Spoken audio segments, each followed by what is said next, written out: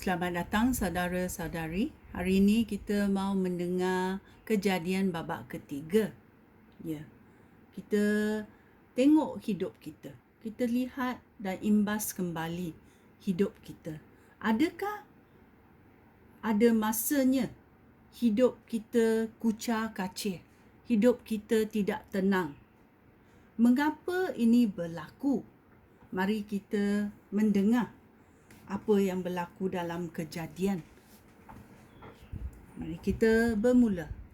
Manusia melawan Allah. Ular ialah binatang yang paling licik antara semua binatang yang dijadikan oleh Tuhan Allah.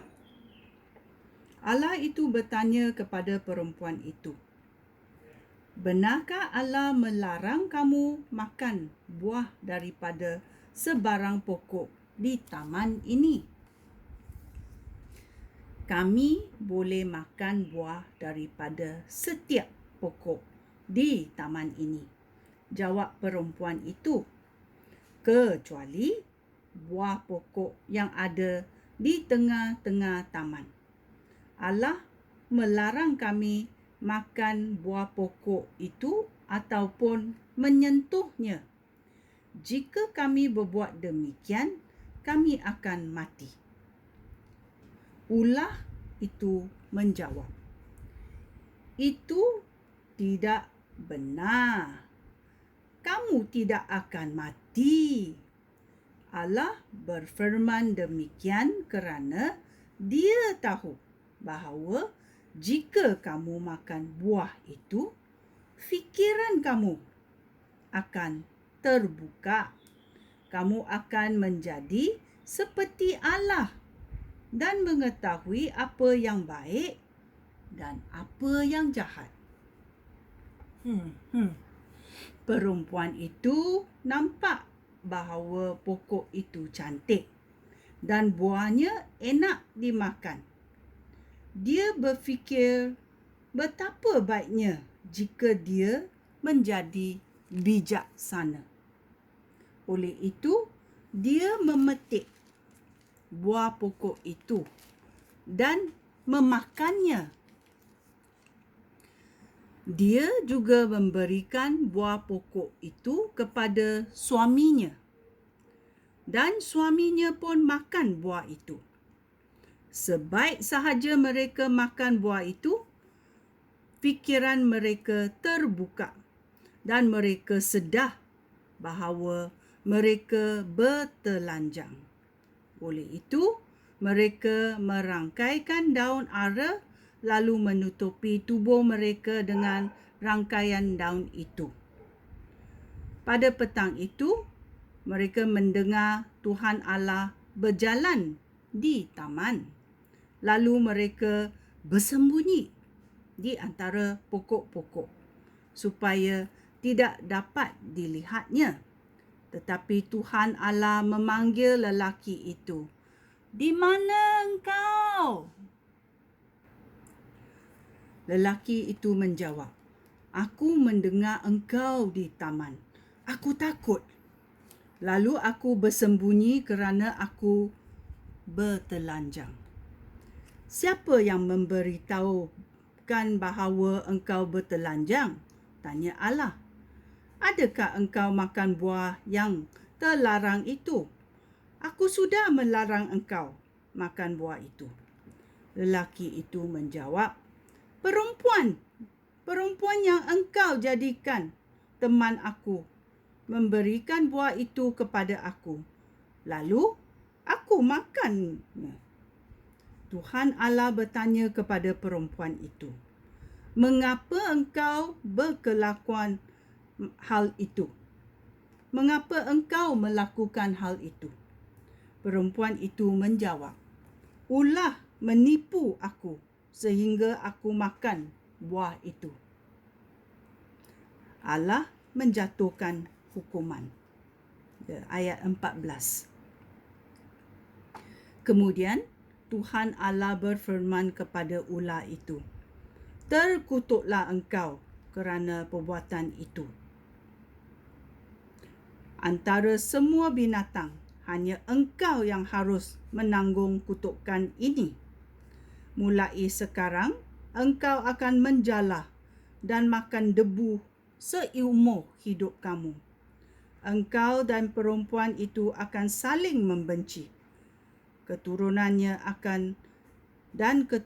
kamu akan sentiasa bermusuhan. Keturunannya akan meremukkan kepala kamu dan engkau akan mematuh tumit mereka. Tuhan Allah berfirman kepada perempuan itu, Aku akan menambah kesusahan kamu semasa engkau hamil dan juga kesakitan kamu pada masa engkau bersalin. Walaupun demikian, engkau akan tetap berahi kepada suami kamu, namun engkau akan tunduk kepadanya. Kemudian, Tuhan Allah berfirman kepada lelaki itu, Engkau mendengar kata-kata isteri kamu, lalu makan buah yang aku larang engkau makan. Oleh sebab perbuatan kamu itu, terkutuklah tanah. Engkau mesti bekerja keras seumur hidup kamu, agar tanah ini dapat menghasilkan makanan yang cukup. Tanah akan menghasilkan semak dan duri. Tumbuh-tumbuhan liar akan menjadi makanan kamu. Engkau akan bekerja keras dan berpeluh-peluh untuk membuat tanah ini menghasilkan sesuatu, sampai engkau kembali ke tanah, kerana engkau dibentuk daripada tanah. Engkau dijadikan daripada tanah, dan engkau akan kembali ke tanah. Adam menamakan isterinya Hawa, kerana perempuan itu menjadi ibu segenap umat manusia. Kemudian, Tuhan Allah membuat pakaian daripada kulit binatang untuk Adam dan isterinya, lalu mengenakan pakaian itu pada mereka. Adam dan Hawa diusir keluar dari Taman Eden. Ayat 22.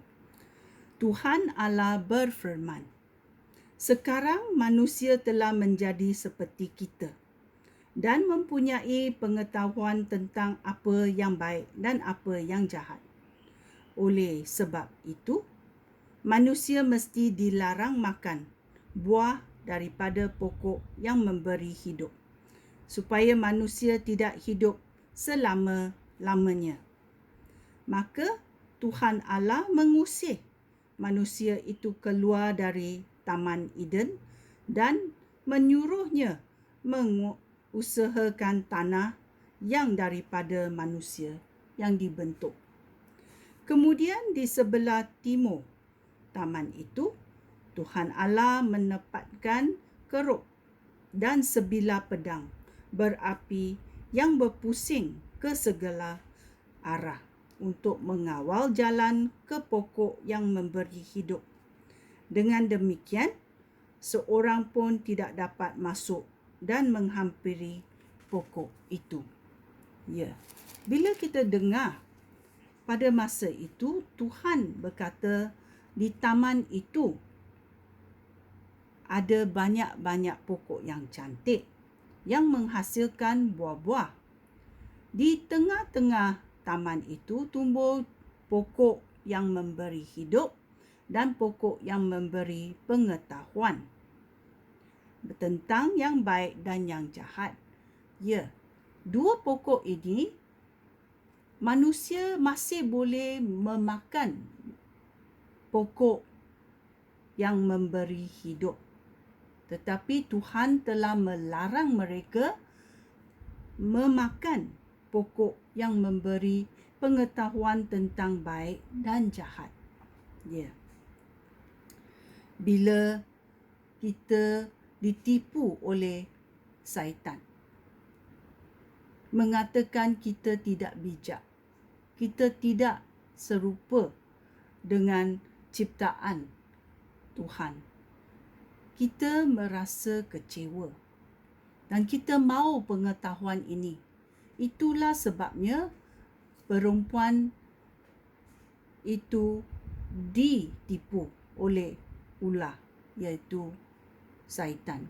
Bila kedua-dua manusia ini, Adam dan Hawa, memakan buah pokok yang memberi pengetahuan tentang yang baik dan yang jahat, apa terjadi? Pada hari itu juga, roh Tuhan meninggalkan mereka. Itulah mereka boleh tahu mereka bertelanjang kerana cahaya itu sudah hilang dalam tubuh mereka. Walaupun mereka tidak mati pada masa itu, tetapi roh Tuhan telah melepaskan diri daripada manusia. Ini berlaku kepada semua manusia. Ya. So, apa yang kita boleh buat? Hidup kita sudah kucar kacir. Macam mana kita boleh berdamping semula dengan Tuhan, pencipta kita? Dalam sini kita diberitahu Adam dan Hawa diusir dari Taman Eden dan ada satu pedang berapi yang berpusing ke segala arah untuk mengawal jalan ke pokok yang memberi hidup.